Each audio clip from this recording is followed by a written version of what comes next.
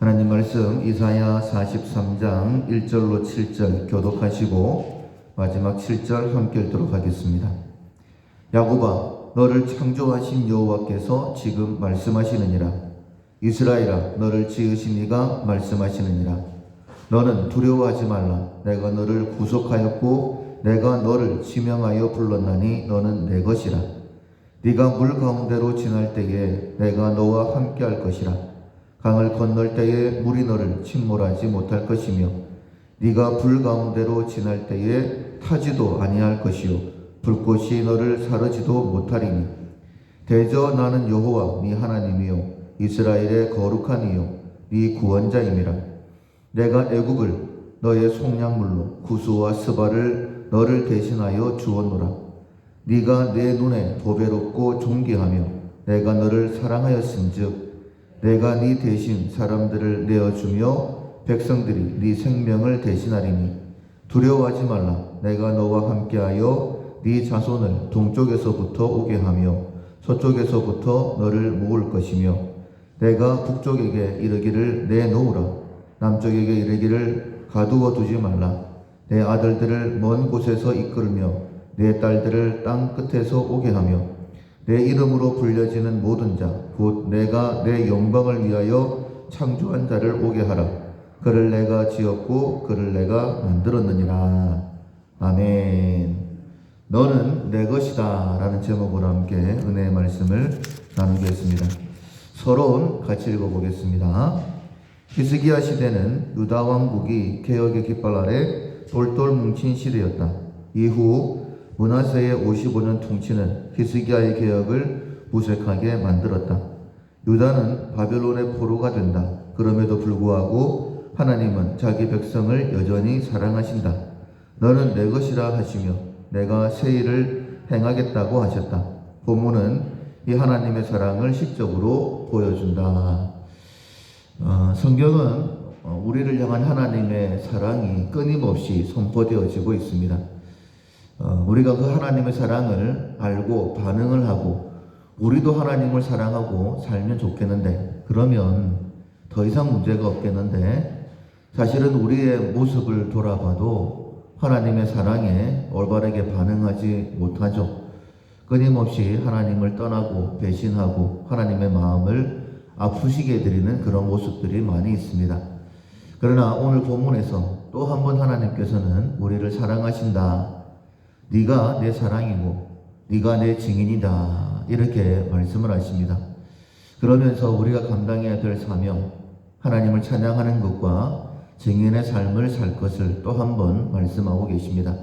하나님의 사랑을 깨닫고 그 사랑에 반응하며 우리의 남은 삶, 찬양과 증인의 삶을 회복하겠다, 그런 삶을 살겠다라고 결단하는 오늘 이 시간 되기를 소원합니다. 1번, 너는 내 것이라 같이 읽어보도록 하겠습니다. 불순종하며 하나님의 말씀을 버린 유다 백성들을 향하여 사랑을 선포하신다. 창조 때 사용한 영혼을 그대로 사용하신다. 야곱을 창조하시고 이스라엘을 빚으셨다. 유다 백성들은 새 창조물이 되었다. 또한 출애굽 이미지를 사용하여 언약 백성의 복됨을 선포한다. 물을 지나고 강을 건널 때 함께 하신다. 불 가운데 지나도 타지 않는다. 신의 산에서 하나님은 이스라엘을 향하여 모든 민족 중에서 내 소유가 된다고 하셨다. 소유는 보배라는 뜻이다. 네가 내 눈에 보배롭고 보배로운 백성들을 동서남북 사방에서 모으신다. 곧 포로에서의 회복이다. 이 말씀을 보고 또 보아도 마음이 즐겁고 기쁘다. 지금 시련 가운데 있다 해도 이 약속의 말씀 때문에 아무런 두려움이 없다. 하나님께서 우리를 붙드시기 때문이다. 이 사랑의 하나님을 붙들자. 아멘. 1절에 보면 야곱아, 너를 창조하신 여호와께서 지금 말씀하신다. 이스라엘은 너를 지으신 네가 말씀하신다. 이렇게 말씀을 하십니다. 그러니까 하나님과 우리와의 관계에 대하여 먼저 말씀하고 있죠. 너는 내 자식이다, 내 창조물이다, 이렇게 말씀하시면서 우리에게 하시는 말씀이 1절 하반절에 보면 너는 두려워하지 말라. 내가 너를 구속하였고 내가 너를 지명하여 불렀나니 너는 내 것이다. 먼저는 우리에게 두려워하지 말라라고 말씀을 하십니다. 아수르에게 공격을 당하고 바벨론에게 멸망당한다 할지라도 하나님께서 보호하고 계신다라고 말씀을 하십니다. 지금 우리의 형편이 어떠하든지 간에 하나님께서 우리의 삶을 경영하고 계시죠. 구원으로 그리고 영광으로 인도하시기 위함입니다. 그래서 구체적으로 말씀하십니다. 2절에 보면 네가 물 가운데로 지날 때에 내가 너와 함께할 것이라. 강을 건널 때에 물이 너를 침몰하지 못할 것이며 네가 불 가운데로 지날 때에 타지도 아니할 것이요 불꽃이 너를 사르지도 못하리니 대저 나는 여호와 네 하나님이요 이스라엘의 거룩한 이요 네 구원자임이니라. 물 가운데로 지날 때에 출애굽에 홍해를 건널 때의 사건을 기억하시면 좋겠습니다.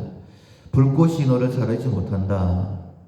하나냐, 미사엘, 아사랴 이 세 사람을 7배나 뜨거웠던 풀무 가운데서 건지신 그 하나님을 우리가 구체적으로 기억을 하면 내 삶 가운데서도 하나님은 구체적으로 역사하실 것입니다. 왜 이렇게 우리 하나님께서 우리를 귀하게 대하시느냐. 4절에 네가 내 눈에 보배롭고 존귀하며 내가 너를 사랑하였은즉 이다라고 말씀을 하시죠.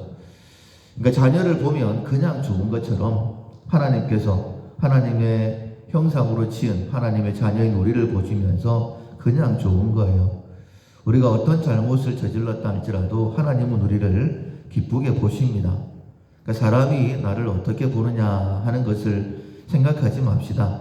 그냥 하나님께서 나를 자녀 삼으시고 이렇게 대하신다라는 믿음을 가졌으면 좋겠습니다. 그래서 다시 한 번 더 말씀을 하십니다. 5절에 보면 두려워하지 말라. 두려워할 만한 상황이기 때문에 계속적으로 두려워하지 말아라, 염려하지 말아라, 걱정하지 말아라 이렇게 말씀하시는 것이죠. 예수님도 들에 핀 백합화, 하늘 나는 공중에 나는 새를 보면서 염려할 필요 없다라고 말씀을 하십니다.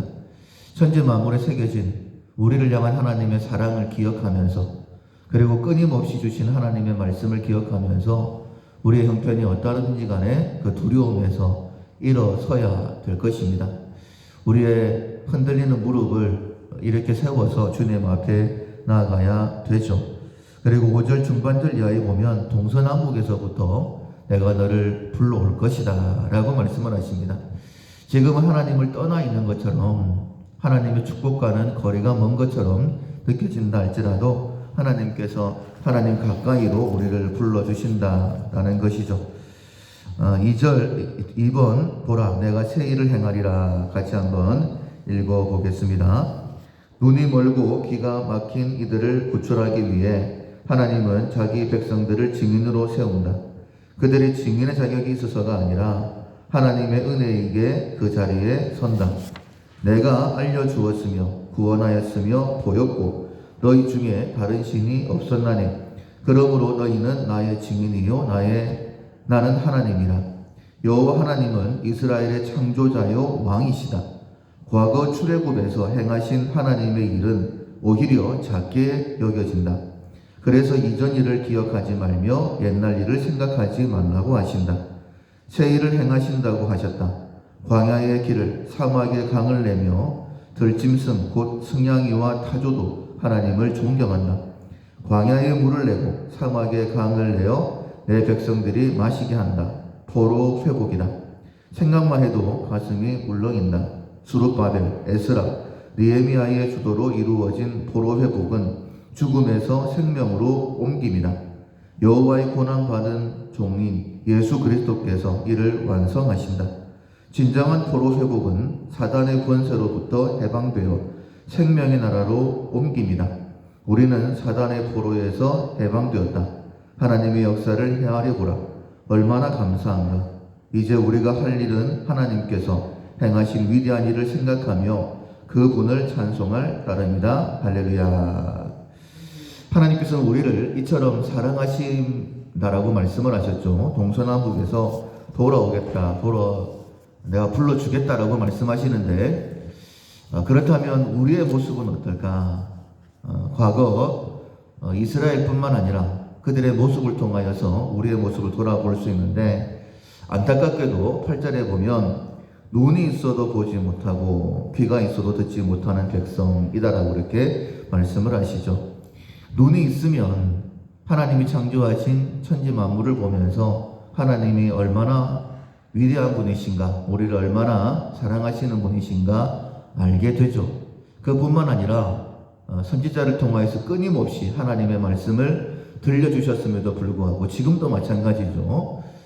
목사가 볼 때도 많이 안타깝습니다. 하나님께서 이사야서의 말씀을 가지고 회복으로 우리를 이끌어 가시는데 정말 하나님의 말씀을 듣고 반응하는 자가 얼마나 되어질까 이런 생각이 듭니다. 하나님께서 우리를 불러주시는데 우리가 반응하지 못하는 모습을 8절에 그렇게 말씀하고 있는 거예요. 하나님은 이렇게 말씀하십니다. 10절에 나 여호와가 말하노라 너희는 나의 증인 나의 종으로 택함을 입었나니 라고 말씀을 하십니다. 그럼에도 불구하고 하나님께서는 여전히 너희들이 나의 증인이다 이렇게 말씀하시죠. 내 종, 내가 할 일을 너희들이 해야 된다. 내가 내 일을 너희들에게 맡겼다라고 말씀하시는데 왜 하나님께서 끊임없이 우리를 하나님의 종이다라고 증인이다라고 말씀을 하시는 것일까? 그 이유가 10절 중간절에 있습니다. 이는 너희가 나를 알고 믿으며 내가 그인 줄 깨닫게 하려 함이니라 라고 말씀하고 있어요. 그러니까 우리가 증인으로 하나님의 일을 하게 되어지면 하나님을 더욱더 알게 되고 믿게 되고 깨닫게 된다라고 말씀하시는 것이죠. 그렇다면 하나님은 어떤 분이신가? 우리가 알고 믿고 깨달아야 될 그 하나님은 어떤 분이신가? 10절 하반절에 보면 나의 전에 지은받은 신이 없었느니라 나의 후에도 없느니라 나는 여호와라 나 외에 구원자가 없다 라고 이렇게 말씀을 하십니다. 그리고 이렇게 말씀을 하시죠. 13절에 과연 태초로부터 나는 그이니 내 손에서 건질 자가 없도다 내가 행하리니 누가 막으리요. 이사야서에서 계속 하시는 말씀이 무엇이냐면 세계를 경영하시는 분, 섭리하시는 분이 하나님이시다라고 말씀을 하시죠. 창조 때부터 모든 것을 간섭하시고 일하시는 분이 하나님이시다. 그래서 우리의 머리카락을 하나하나 헤아리시고 우리를 눈동자와 같이 지키신다. 우리 안고 일어서심을 하신다라고 말씀해 주시는 거예요. 천지 만물을 창조하시고 섭리하시는 것처럼 지금도 우리의 삶을 하나님께서 이끌어 가신다라고 그렇게 말씀하시는 것입니다. 그리고 18절에 보면 이렇게 말씀을 하십니다. 너희는 이전 일을 기억하지 말며 옛날 일을 생각하지 말라. 이전 일을 구체적으로는 15절로 17절에 나와 있는 출애굽 사건을 말씀하고 있죠. 하나님께서 세상 속에 있던 하나님의 백성의 모습이다라고 볼 수 없는 세상 속에 종으로 살고 있던 이스라엘 백성들을 건져내시죠. 그런데 이것들을 생각하지 마라. 그래 큰 일이 아니다. 이렇게 말씀하시면서 19절에 보라 내가 새 일을 행하리니 이제 나타낼 것이라 너희가 그것을 알지 못하겠느냐. 하나님께서 출애굽의 사건을 통하여서 우리에게 내가 더 큰 일을 행할 것이다 라고 말씀하시죠.